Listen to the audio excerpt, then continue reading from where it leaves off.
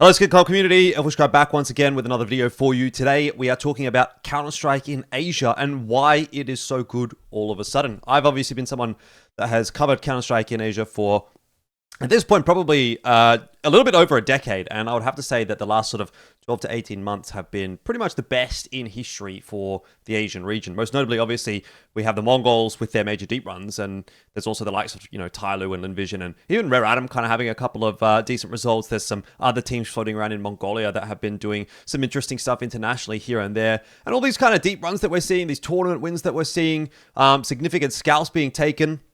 It's not something that we're used to necessarily seeing from the Asia region. So I want to dive a little bit into why exactly is this all happening at the same time? Why is it all kind of culminating now in the late parts of 2024 and into 2025? So why has there been this kind of sudden surge in results in the region, for a region that has for the most part been at best kind of causing an upset or two over the better part of 10 years? Why is it all kind of happening now? And I think there's a few possible answers as to why, and it's probably a combination of many of these things. So let's break it down. First, I think we should really talk about the transition from CSGO to CS2. CS2 obviously released in September 2023, 27th of September 2023. And with that, it obviously brought some pretty significant changes to the way that the game was played, the way that it felt.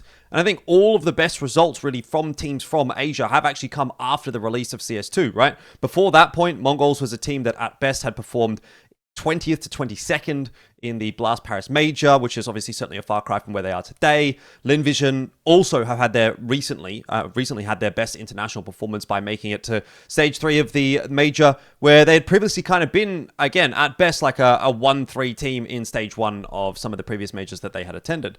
We've also seen Tyloo for the first time in years kind of have some success internationally. They won Fisher Playground 1, but they also had commendable runs at the Major and at ESL Pro League earlier on this year. And all of that's kind of happened within 2 years of CS2's release. So what's that special sauce? Where's that kind of coming from? So my hypothesis, or one of the ideas, is that the game itself kind of advantages the playstyle that Asian teams kind of bring to the table, right? When we're talking about the mentality of the way that Asian teams typically have played and do play in the past, was they were always kind of on the front foot, right? They had this way of playing the game where they like to peek angles, they like to take fights, they like to be on the move, which didn't necessarily translate super well into that super sort of slow, methodical meta that we used to see back in CSGO, especially towards the end of CSGO. But in CS2's era, swing is king, and that's definitely starting to align a little bit more with, I think, the natural playstyle of Asia. Now, I know that is a little bit of an overplayed kind of thing. People talk a little bit too much about the Asian aggression and how these guys are just good at all aim, no brain. I think that's definitely not the case necessarily anymore in Counter-Strike 2. But I do think that there is some element of Counter-Strike 2 players or CS2 players getting advantages by being a bit more proactive, let's just say. And Asian teams have always liked to be proactive. That's probably a good way of putting it. On top of that, obviously, also, we're getting to the point now where we've kind of found this level of stability in Asia that I think it's been hard to find in previous years with regard to rosters. Obviously, the current iteration of the Mongols roster is about a 2-year project that's had no changes. And even prior to that, you had Blitz, Techno, and Mara that were playing together for probably, 2 or 3 years. Even prior to the point where we've added, obviously, Mzinho, Senzu, and 910. Tyloo's core as well of Jam, Young, Rosea, and Mercury have been together actually even longer than the current Mongols core. So they've been together longer than 2 years. And Linvision also have a core that has been together for a very, very long time. Westmill, Zaka, and Starry started playing together in 2021. Now, Starry had a bit of a divergence for, say, 6 months into Tyloo, and Amelia also has come into that fold and become very much part of that core. He came through a little bit later, I think, in 2022, but those guys have been playing together for a very, very long time as well. And I think that, to me, it really feels like the talent has kind of finally been brought together to promote these strong, stable cores in a way that I don't think we'd previously seen outside of maybe a couple of notable teams like the 2018 Tyloo. But even that was kind of an amalgamation of regions and languages that never really felt like it was going to be a long-term prospect. So that is definitely starting to show the fruits of its labor as well. And another factor that I don't think has really been discussed all that much is now we're also at a point in the life cycle of CS in Asia where former players have had their whole careers play out and are now kind of moving into that coaching role. I don't think it's really any surprise to me, at least, that teams like the Mongols and Tyloo, for example, are having success with names like Mara and Zoking having now taken over the roles as coach.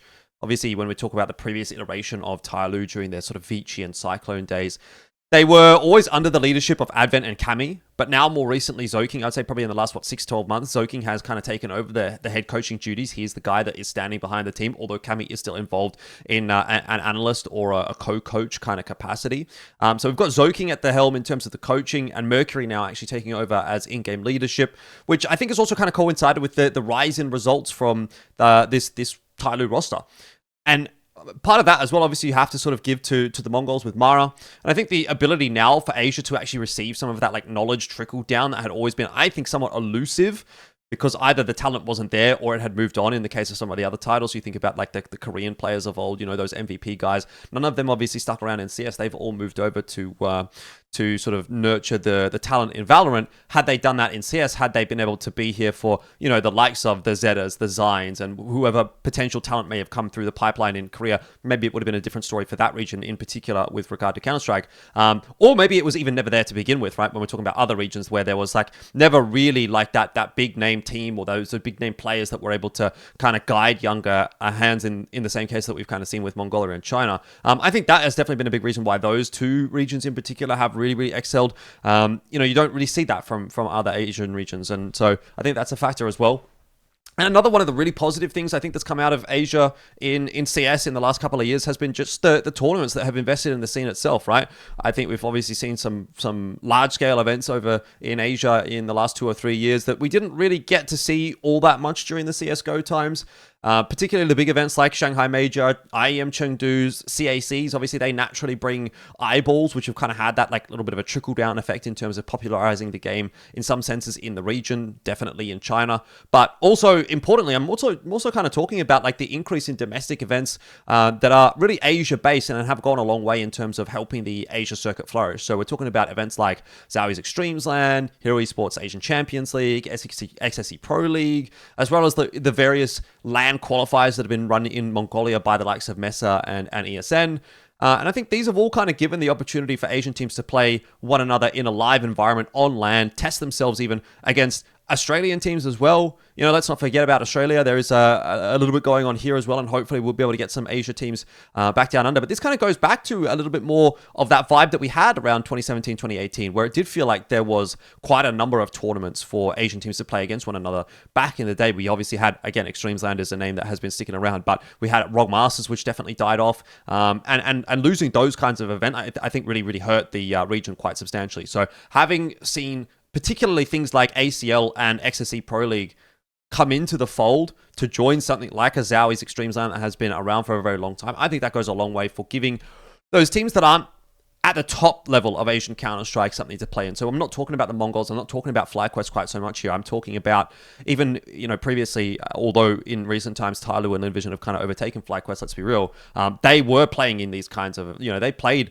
at Extremes and they played in ACL, they've played in XSC Pro League, and I think that is a big reason where they're getting, their reps in, and that's really helping out. And then obviously on top of all of that, just to kind of round it out, I guess, the simple fact that the Mongols have paved the way and done it is certainly something that has given the rest of the teams in the region a bit of a wake-up call to say that it actually is possible. What Mongols have obviously been able to do has, I think, without a doubt, inspired the next generation of players in Mongolia in the same way that the Mongols players of 2016 inspired their current generation. So hopefully that'll be something that we don't have to wait another decade to see the fruits of that labor develop. But I think, to be honest, the seeds have kind of been planted in other teams competing today. I think Tyloo and Envision, they definitely look at the Mongols and think, why couldn't we be that? Why couldn't we do that? And I'm sure that there's, no shortage of teams over, obviously, in Mongolia as well that are thinking the same thing. So all of these factors alone, I would say don't make much of a difference, but I think looking at them all coming together at the same time, that kind of has me feeling that Asian Counter-Strike is in the healthiest spot it's ever been in since at least 2018. What do you guys think? Let me know. Is this the beginning of the rise of Asian CS? Let me know in the comments, and I'll see you in the next video.